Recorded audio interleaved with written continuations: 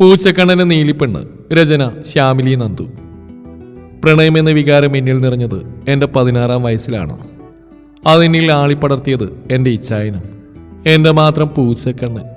അവളാ ഇരുട്ടുമുറിക്കുള്ളിൽ മുട്ടിൽ മുഖം പൊഴുത്തിയിരുന്ന് ഒരു ചെറുചിരിയോടെ ആ പ്രണയകാലത്തിലേക്ക് ചേക്കേറി. തനുവിനും ദേവിനും എൻ്റെ കുട്ടിപ്പട്ടാളത്തിനുമൊത്ത് തെക്കേത്തൊടിയിലെ മാത്യു ചേട്ടൻ്റെ മാവിൽ നിന്നും നല്ല പഴുത്ത മാമ്പഴം പറിക്കുമ്പോഴായിരുന്നു ആ ഗർജനം കാതുകളിൽ മുഴങ്ങിക്കേട്ടത്.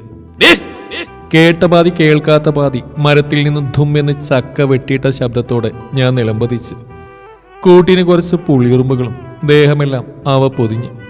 അതൊന്നും കാര്യമാക്കാതെ എല്ലാത്തിനെയും തട്ടിത്തെറിപ്പിച്ച് ചുറ്റും നോക്കി. എൻ്റെ വാനരപ്പട എവിടെ? ആ ഗർജനം പോലെയുള്ള ശബ്ദം കേട്ട വഴി അവർ സ്ഥലം കാലിയാക്കി. കാലുവാരികൾ അവർക്കുള്ള ഞാൻ കൊടുത്തോളാം, ഇങ്ങ് വരട്ടെ, കാണിച്ചു കൊടുക്കുന്നുണ്ട് ഞാൻ. അയ്യോ, ആദ്യം ഇവിടുന്ന് ഇങ്ങനെ രക്ഷപ്പെടും. അതും കരുതി ഒട്ടും താമസിക്കാതെ ഞാൻ ചാടി എഴുന്നേറ്റ് ഓടാൻ ശ്രമിച്ചു. പക്ഷെ എത്ര ഓടിയിട്ട് മുന്നോട്ട് പോകുന്നില്ലെന്നേ. ഇതെന്താ ഇപ്പൊ സംഭവം എന്ന് കരുതി തിരിഞ്ഞു നോക്കി ഞാൻ വാ പൊളിച്ച് നിന്നുപോയി. എങ്ങനെ നിൽക്കാതിരിക്കും? അമ്മാതിരി അടാറ് ലുക്കുള്ളൊരു മുതലല്ലേ മുമ്പില്. ഒരു 24 വയസ്സോളം പ്രായം കാണും. നീണ്ടു വളർന്ന മുടിയിഴകളും കുറ്റിത്താടിയും കട്ടിമീശയും വിരിഞ്ഞ മാറും അതിനോട് പറ്റിച്ചേർന്ന് കിടക്കുന്ന കുരിശുമാലയും. ഇതിലേറ്റവും എന്നെ ആകർഷിച്ചത് ആ പൂച്ചക്കണ്ണ. ഇതിനു മുമ്പ് ഇവിടെ എവിടെയും കണ്ടിട്ടില്ലേ ഈ മുതലിനെ? ആരാണാവോ? എന്നാലും കൊള്ളാം. നീലി, നീ ഇതെന്താ ചെയ്യണേ? ചേ, വായി നോക്കി നിൽക്കാൻ നിനക്ക് നാണല്ലേ? ആ പോട്ടെ, ഈ മുതലിനെ ആരായാലും ഒന്ന് നോക്കിപ്പോവും. അവൾ സ്വയം പറഞ്ഞുകൊണ്ട് തന്റെ തലയൊന്ന് കുടഞ്ഞവനെ രൂക്ഷമായി നോക്കി. ഡോ, ആരോടോ താൻ? ശ്രീമംഗലത്തെ പെമ്പിള്ളിയുടെ കൈ പിടിക്കാൻ മാത്രം താൻ വളർന്നോ? വിടോ എന്റെ കൈ, തനിക്കുള്ള ഞാൻ മേടിച്ചുതരാം, ഞാനങ്ങ് എത്തട്ടെ. അവൾ പെട്ടെന്ന് ദേഷ്യത്തോടെ അവനിൽ നിന്നും തന്റെ കൈ മോചിപ്പിക്കാൻ ശ്രമിച്ചുകൊണ്ട് പറഞ്ഞു. പക്ഷേ അവൻ അവളുടെ കൈകളിലെ പിടുത്തം കൂടുതൽ ശക്തിപ്പെടുത്തി. അവളുടെ കൈ പിടിച്ച് തിരിച്ച് തന്നോട് ചേർത്ത് നിർത്തി. അവൾക്ക് കൈ നന്നേ വേദനിച്ചിരുന്നു. അതിന്റെ ഫലമെന്നോണം അവളുടെ കണ്ണുകൾ നിറഞ്ഞു തൂവി. അത് കണ്ടവൻ അവളിലെ പിടിയൽപ്പ അയച്ചു. നീ ഏതാടി വേണേ? ഞങ്ങളുടെ പറമ്പിലെ സാധനങ്ങൾ കക്കാമെന്നാണോ? കള്ളി! അവൻ ദേഷ്യത്തോടെ അവളോടായി ചോദിച്ചു. ഞാൻ കള്ളിയെന്നല്ല, ദേ ആ കാണുന്ന ശ്രീമംഗല വീട്ടിലെ കുട്ടിയാ. പിന്നെ ഇത് മാത്തിച്ചേട്ടന്റെ പറമ്പല്ലേ, താനാരാ എന്നെ ചോദ്യം ചെയ്യാൻ? അവൾ കെറിവിച്ചുകൊണ്ട് അവനോടായി തിരിച്ച് ചോദ്യം ഉന്നയിച്ച്. ഓ, അപ്പം പറഞ്ഞിരുന്നു ഒരു നത്തു അതിന്റെ വാനപ്പഴ ഇവിടെ കറങ്ങി നടക്കുന്നുണ്ടെന്ന്. നീലിമ അല്ല, കള്ളിയങ്കാട്ട് നീലി, കള്ളി. അവൻ വീണ്ടും അവളെ വഴക്ക് പറഞ്ഞുകൊണ്ടേയിരുന്നു. താൻ പോടെ പൂച്ചക്കണ്ണ, കളി തന്നെ മറ്റോള്. അതും പറഞ്ഞവൾ അവന്റെ കവിളിൽ നല്ലൊരു കടിയും വെച്ച് കൊടുത്തുകൊണ്ട് ഓടി. നീ നീലി, നിന്നെ ഞാൻ പിന്നെ വേണ്ട പോലെ കണ്ടോളാം, എടോടി. അവൻ തന്നെ മീശ വിരിച്ച് ദേഷ്യത്തോടെ വിളിച്ചു പറഞ്ഞത് അവളൊരു പുൻസിരിയോടെ കേട്ടു. അവൾ ഓടി മറയുന്നത് കണ്ട് അവനിലും അറിയാതെ ഒരു പുഞ്ചിരി ഉതിർന്നു പോയിരുന്നു. തറവാടിലെ തറയിപ്പോഴേക്കും അവൾ മര്യാദ കുട്ടിയായി. ഇല്ലേ വല്യച്ഛൻ എന്ത് ചെയ്യുന്നു അവൾക്ക് നന്നായിട്ട് അറിയാം. അവൾ വേഗം ചെന്ന് കുളിച്ച് വിളക്ക് വെച്ച് ഒരു മുറിക്കകത്തേക്ക് ചെന്നു. അവിടെ ആ ഇരുട്ടുമുറിയിൽ കിടക്കയിൽ കിടക്കുന്ന രൂപത്തെ കണ്ട് അവളുടെ കണ്ണുകൾ നിറഞ്ഞു. എന്നാൽ അത് മറിച്ച് അവൾ ഒരു പുഞ്ചിരിയുടെ ആരവമണിഞ്ഞ് അകത്തേക്ക് ചാടി തുള്ളിപ്പോയി. അച്ഛേ, അച്ഛന്റെ പൊന്നു വന്നല്ലോ. അവൾ ആ കട്ടിലിനോട് ചേർന്ന് നിന്ന് അയാളുടെ ഒരു ചിരിയോടെ പറഞ്ഞു. ആഹാ, അച്ഛൻ്റെ പൊന്നു ഇന്ന് വലിയ സന്തോഷത്തിലാണല്ലോ. അയാൾ ഒരു ചിരിയോടെ ചോദിച്ചു. അതേലോ, ഒത്തിരി സന്തോഷത്തിലാ, ഒത്തിരി ഒത്തിരി. ഇന്ന് ഞാൻ ഇച്ഛാനെ കണ്ടുവച്ചേ. ആദ്യം കണ്ടപ്പോൾ മനസ്സിലായില്ലെങ്കിലും ആ പൂച്ചക്കണ്ണ് കണ്ടപ്പോൾ മനസ്സിലായി അത് ആദം മാത്യു ജോസ് ആണെന്ന്, എൻ്റെ ഇച്ഛായൻ. വീണ്ടും അവൾ അവനെക്കുറിച്ച് വാത്തോരാതെ പറഞ്ഞുകൊണ്ടിരുന്നു. ആ അച്ഛന് തൻ്റെ മകളുടെ അളവറ്റ സന്തോഷം കണ്ട് മനസ്സ് നിറഞ്ഞു. എന്നാലും ആ സന്തോഷത്തിന് ആയുസ്സുണ്ടോ എന്ന ആവലാതി ആ പിതാവിൻ്റെ മനസ്സിൽ ആദ്യം നിറച്ചു. കാരണം പണ്ടേ ശ്രീമംഗലം തറവാട്ടുകാരും പാലമറ്റത്തുകാരും ശത്രുതയിലാണ്. എല്ലാം ആലോചിച്ചതും അയാളിൽ അറിയാത്തതിനൊരു നിശ്വാസം മുതിർന്നിരുന്നു. ദിനരാത്രങ്ങൾ ആർക്കു വേണ്ടിയും കാത്തുനിന്നില്ല. അവ മരത്തിൽ നിന്നും പൊഴിഞ്ഞു പോകും ഇലകൾ പോലെ കടന്നുപോയി. അവളുടെ പ്രണയത്തിന്റെ തീവ്രതയുമേറി. എത്രയൊക്കെ മറച്ചു വെക്കാൻ ശ്രമിച്ചുവെങ്കിലും അവളിൽ നിന്ന് അവനെ മായ്ച്ചു കളയാൻ അവൾക്ക് സാധിച്ചിരുന്നില്ല. തുറന്നു പറയാനും മറക്കാനും കഴിയാതെ അവൾ ഓരോ ദിവസവും ഉരുകിക്കൊണ്ടിരുന്നു. അവനെ കാണുമ്പോഴുള്ള കുഞ്ഞു കുറുമ്പുകൾ അവൾ തുടർന്നു. കൂടെ തന്നെ ചെറിയ ചെറിയ വഴക്കും കുസൃതികളും അവരിൽ വേരൂന്നിപ്പോയിരുന്നു. ഒരു ദിവസം കുളക്കരയിൽ കുളിക്കായിരുന്ന ആദമിനെ ലക്ഷ്യം വെച്ച് നീലയും കൂട്ടരും കുളപ്പടവിൽ ഒളിച്ച് അനുയോജ്യമായ സന്ദർഭത്തിനായി കാത്തുനിന്നു. പക്ഷേ ഇത് നേരത്തെ മനസ്സിലാക്കിയ ആദം അവളെ കൈയോടെ പിടികൂടിയിരുന്നു. കുട്ടിപ്പട്ടാൾ എപ്പോഴത്തെയും പോലെ രക്ഷപ്പെടുകയും ചെയ്തു.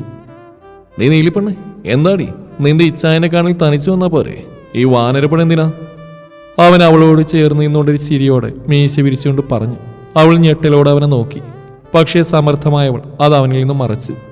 ഇച്ഛായന അയ്യടാ, കണ്ടിച്ചാലും മതി, ഒരു കുച്ചായൻ. അവൾ അവനെ മുഖം കൂട്ടി കാണിച്ചുകൊണ്ട് പറഞ്ഞു. ആഹാ, അപ്പൊ ഞാൻ നിന്റെ ഇച്ഛായനല്ലേ? അപ്പോൾ ചെറുപ്പത്തിൽ ഞാൻ കാണാതെ എൻ്റെ പിന്നാലെ വന്ന ആ കുട്ടിക്കുറുമ്പി ആരായിരുന്നു? ഒളിഞ്ഞിരുന്ന് നോക്കിയതും എനിക്ക് വേണ്ടി എന്നെഴുതിയിരുന്ന കത്തുകളും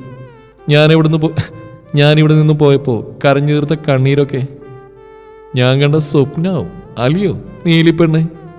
അവൻ അവളെ ഇടം കണ്ടിട്ട് നോക്കിക്കൊണ്ട് പറഞ്ഞു. അവൾ കണ്ണുകൾ നിറച്ച് അവനെ തന്നെ ഉറ്റുനോക്കിക്കൊണ്ടിരുന്നു. എന്തേ, ഞാനിപ്പോൾ പറഞ്ഞ നുണയാണെന്ന് എനിക്ക് തോന്നുന്നുണ്ടോ? അങ്ങനെ നീയൊന്നും... അവൻ പറഞ്ഞ് മുഴുമിക്ക് മുമ്പ് തന്നെ ഒരു പൊട്ടിക്കരച്ചിലോടെ അവൻ്റെ മാറിലേക്കായി അവൾ പറ്റി ചേർന്നിരുന്നു. അവൻ ചെറുചിരിയോടെ അവളെ തന്നോട് കൂടുതൽ ചേർത്ത് അണച്ച് പിടിച്ചു.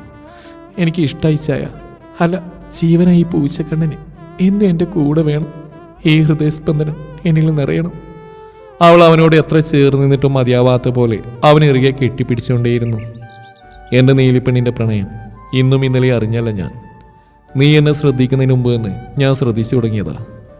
കരിമഷി കൊണ്ട് നീട്ടിയെഴുതിയ ഈ ഉണ്ടക്കണ്ണുകളും എന്നെ കാണുമ്പോൾ അതിലുണ്ടാവുന്ന അതിലെ പിടച്ചിലും തിളക്കവും, ഈ യക്ഷിയെ പോലെയുള്ള നീണ്ട മുടിയും, പിന്നെ ഈ കോന്ത്രമ്പല്ല് കാണിച്ചുള്ള ചിരിയും, അവൻ അവിടെ കവിളിൽ അമർത്തിയ ഒരു ഉമ്മയും കൂടെ തന്നെ മൃദുവായൊരു കടിയും വെച്ചു കൊടുത്തു. അവളൊന്ന് ഇരിവലിച്ചുകൊണ്ട് അവൻ അമ്പരപ്പോടെ നോക്കി നിന്നു. അവനൊരു കള്ളച്ചിരിയോടെ അവൾ നോക്കി നിന്നു. അവൻ്റെ മുഖം തനിക്ക് നേരെ അടുത്തു വരുന്ന കണ്ടവൾ അവൻ്റെ നെഞ്ചിൽ അള്ളിപ്പിടിച്ചുകൊണ്ട് അവനെ പെടപ്പോടെ നോക്കി. അവൾ നേരിയ വിറയലോടെ അവനെ നോക്കി വിളിച്ചു. അവൻ തൻ്റെ കുറുമ്പൊളിപ്പിച്ച കണ്ണുകളോടെ അവളെ തന്നെ ഉറ്റുനോക്കിക്കൊണ്ടിരുന്നു. എന്താ നീലിപ്പെണ്ണേ എന്നെ ഇങ്ങനെ നോക്കുന്നത്? അവൻ പറയുന്ന ഓരോ നിമിഷവും അവൻ്റെ നിശ്വാസം അവളുടെ ചുടികളിൽ തട്ടിത്തെറിച്ചുകൊണ്ടിരുന്നു. വേണ്ടി ചായ, അവൾ അവനിൽ നിന്ന് കണ്ണുകൾ വേറെങ്ങോ പായിച്ചുകൊണ്ട് പറഞ്ഞു. നിമിഷ നേരം കൊണ്ട് അവൻ്റെ ചുണ്ടുകൾ അവളുടെ കീഴ്ചുണ്ടിൽ പതിഞ്ഞു.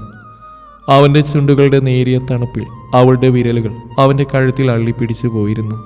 പതിയെ തൻ്റെ ചുണ്ടുകളൊന്ന് വിടർത്തി തൻ്റെ നാവും പല്ലും കൂടെ ചേർത്തവൻ അവളുടെ കീഴ്ചുണ്ട് നുകർന്നു തുടങ്ങിയിരുന്നു. ആദ്യമായി അറിയുന്ന അനുഭൂതിയിൽ ഇരുവരും മറ്റേതോ ലോകത്ത് എത്തിപ്പെട്ടതുപോലെ മറ്റെല്ലാം മറന്നുപോയിരുന്നു. അവളുടെ മേൽ ചുണ്ട് നുണഞ്ഞു തുടങ്ങിയവനെ ആദ്യത്തെ അമ്പരപ്പ് വിട്ട് മാറിയവൾ അവനെ തള്ളി മാറ്റി ഒരു പൊട്ടിച്ചിരിയോടെ ദൂരേക്ക് ഓടി മറഞ്ഞു. അവിടെ തുടങ്ങുകയായിരുന്നു അവരുടെ പ്രണയവസന്തം. നിസ്വാർത്ഥവും നിഷ്കളങ്കവുമായ പ്രണയം. പരസ്പരം അവർ മത്സരിച്ച് പ്രണയിച്ചു. പക്ഷേ എല്ലാം അവർക്കിടയിൽ തന്നെ രഹസ്യമായി നിലനിന്നു. പക്ഷേ ആ സന്തോഷത്തിനധികം ആയുസ്സുണ്ടായിരുന്നില്ല. ആരോ പറഞ്ഞ് ഇരു കുടുംബവും ഈ വിവരമറിഞ്ഞു. ഇരു കുടുംബങ്ങളും തമ്മിൽ വാക്കേറ്റമായി, തർക്കമായി. ആദമിനെ അവൻ്റെ വീട്ടുകാർ വീട്ടുതടങ്കലിലാക്കി. നീലിയുടെ അവസ്ഥയും മറിച്ചായിരുന്നില്ല. തറവാടിൻ്റെ അഭിമാനം കളഞ്ഞവളെ ജീവനോടെ ഇല്ലാതാക്കാൻ തന്നെ അവർ തീരുമാനിച്ചു. ഒരേ സമയം ഒരുപാട് പ്രഹരങ്ങൾ ശരീരത്തിനും മനസ്സിനും ഏൽക്കേണ്ടി വന്നു. പക്ഷേ അവൾ തളർന്നില്ല. ഒരു പിടി നല്ല ഓർമ്മകളുമായവൾ ആ ഇരുട്ട് മുറിക്കുള്ളിൽ കഴിച്ചുകൂട്ടി. വലിയ മാമൻ്റെ മകൾ തനി കൊണ്ടുവന്നതെന്ന ഇച്ചായൻ്റെ കത്തായിരുന്നു ഏക ആശ്വാസം. അതിൽ പറഞ്ഞപടി അവർ നാടുവിടാൻ തന്നെ തീരുമാനിച്ചു. ഇന്നാണ് അവർ പോവാൻ തീരുമാനിച്ചത്. തീരുമാനിച്ച പ്രകാരം തനുവിൻ്റെ സഹായത്തോടെ അവൾ ആ വീട് വിട്ടിറങ്ങി. പോകും മുമ്പ് അച്ഛനോടായി വിവരം പറഞ്ഞു. അദ്ദേഹം സന്തോഷത്തോടെ അവൾ ആശീർവദിച്ച് യാത്രയാക്കി. അതുമാത്രം മതിയായിരുന്നു അവൾക്ക്. അവൾ കണ്ണീർ നനവുള്ളൊരു ചുംബനം അദ്ദേഹത്തിനായി നൽകി മൗനമായി യാത്ര പറഞ്ഞു. ആ പടിയിറങ്ങി എന്നേക്കുമായി. അവരുടെ പ്രണയം ആരംഭിച്ചിടത്ത് തന്നെ അവർ വീണ്ടും കണ്ടുമുട്ടി. ഒട്ടും സമയം പാഴാക്കാതെ അവർ ആദമിൻ്റെ സുഹൃത്തിൻ്റെ സഹായത്തോടെ മദ്രാസിലേക്ക് യാത്രയായി. പുതുജീവിതത്തിലേക്ക് പുതുവർണ്ണ കാഴ്ചകൾ തേടി. നാട്ടിൽ ഇരു വീട്ടുകാരും തമ്മിൽ വലിയ വഴക്കായെന്ന് ഇച്ചായൻ്റെ സുഹൃത്ത് മനുവഴി അറിഞ്ഞു. അച്ഛൻ്റെ കാര്യമോർത്തായിരുന്നു അവളുടെ സങ്കടം. അതൊരു തീരാനോവായി മനസ്സിൽ കിടന്ന് നീറി പുകഞ്ഞു. അവൻ്റെ ഒരു ചേർത്ത് നിർത്തലിൽ അവൾ അവളുടെ എല്ലാ വിഷമങ്ങളും മറന്നു. മനു തന്നെ ഒരു കമ്പനിയിൽ ചെറിയ ജോലിയും തരപ്പെടുത്തി കൊടുത്തു. തൽക്കാലം രജിസ്റ്റർ മാരേജ് ചെയ്തു. ഒരു കോവിലിൽ നിന്ന് ചെറിയ രീതിയിൽ താലികെട്ടും നടത്തി. ഉള്ള സൗകര്യങ്ങളിൽ അവർ സന്തോഷം കണ്ടെത്തി. നീലിയും അവളുടെ പൂച്ചക്കണ്ണനും മാത്രമായുള്ള ഒരു കൊച്ചു സ്വർഗം. പക്ഷേ ഒരുപാട് സന്തോഷത്തിനൊടുവിൽ അതിനേക്കാളേറെ ദുഃഖവും തേടി വരുമെന്ന കണക്കായിരുന്നു അവരുടെ ജീവിതം. ഒരു ആക്സിഡൻറ്റ്. അതിൽ ആദമിൻ്റെ ഒരു വശം തളർന്നു. അന്നും സഹായത്തിനായി ഒരു സഹോദര സ്ഥാനത്ത് മനു ഉണ്ടായിരുന്നു. അപ്പോഴേക്ക് അവരുടെ പ്രണയത്തിൻ്റെ തുടിപ്പ് അവരുടെ വയറ്റിൽ രൂപം കൊണ്ടിരുന്നു. എപ്പോഴും മറ്റൊരാളുടെ സഹായത്തോടെ ജീവിക്കാനാവില്ലല്ലോ. ജോലി അന്വേഷിച്ചിറങ്ങി. ഒരു പെണ്ണ് തനിയെ പോയാൽ എന്തൊക്കെ നേരിടേണ്ടി വരുമോ അതൊക്കെ തരണം ചെയ്തു. അവസാനം ഒരു അമ്മ മാത്രമുള്ള വീട്ടിൽ അവരുടെ ഹോം നേഴ്സായി കഴിഞ്ഞു. ഇടവേളകളിൽ അവരുടെ ഇച്ഛാനെയും നോക്കി. ആ അമ്മയുടെയും മകൻ്റെയും സഹായത്തോടെ തന്നെ അവനെ ആയുർവേദ ചികിത്സയ്ക്ക് വിധേയനാക്കി. 6 മാസം കഴിഞ്ഞ് ദൈവത്തിൻ്റെ കൃപയോ അവരുടെ പ്രാർത്ഥനയുടെ ഫലമോ ആദം പരസഹായത്തോടെ നടക്കാൻ തുടങ്ങി. പഴയതുപോലെ അവരുടെ ജീവിതത്തിൽ സന്തോഷവും സമാധാനവും നിറഞ്ഞു. 3 മാസങ്ങൾക്ക് ശേഷം അവർക്കിടയിൽ അവരുടെ കുഞ്ഞു മാലാഖയും കടന്നു വന്നു. ഇതുവരെ അനുഭവിച്ചതിനെല്ലാം ഇരട്ടി മധുരം. വർഷങ്ങൾ ഒരുപാട് കടന്നുപോയിരിക്കുന്നു. അവരുടെ പ്രണയം മാത്രം ഉറവറ്റാത്ത അരുവി പോലെയായിരുന്നു. അതിന് അവസാനമില്ല. ഇച്ചായോ? നീലി ആദമിൻ്റെ മാറിൽ ചാരിയിരുന്നുകൊണ്ട് വിളിച്ചു. എന്താ നീലി പെണ്ണേ? അവൻ തന്നെ കണ്ണട ശരിയാക്കൊണ്ട് പുസ്തകത്തിൽ നോക്കി തന്നെ അവളുടെ വിളി കേട്ടു. ഇച്ചായോ, ഇങ്ങോട്ട് നോക്കൂ. അവൾ ഏന്തി വലിഞ്ഞ പുസ്തകം അവനിൽ നിന്നും പിടിച്ചു വാങ്ങി മാറ്റിവെച്ചുകൊണ്ട് പറഞ്ഞു. എന്താണ് ഇത്രയും കാലമായിട്ട് നിന്റെ ഈ സ്വഭാവത്തിന് മാറ്റമില്ലല്ലോ പെണ്ണേ? അവൻ കുറുമ്പോടെ പറഞ്ഞു. ഈ ചാനിപ്പം എന്നോട് തീരെ സ്നേഹമില്ല. അവൾ അവൻ്റെ കൈകൾ തട്ടിമാറ്റിക്കൊണ്ട് കെറുവോടെ പറഞ്ഞു. നീ സമ്മതിക്കാനിട്ടല്ലേ? ഇല്ലേ ഞാൻ നിന്റെ സ്നേഹം കൊണ്ട് വീർപ്പുമുട്ടിക്കില്ലേ? അവനൊരു കണ്ണിറുക്കി കുസൃതിയോട് അവളോടായി പറഞ്ഞു. അയ്യടാ, കണ്ടാലും മതി. ഈ വയസ്സാങ്കാലത്താ കളിയല്ലേ ഈ ചായ? ഞാനൊരു കാര്യം ചോദിച്ചോട്ടെ?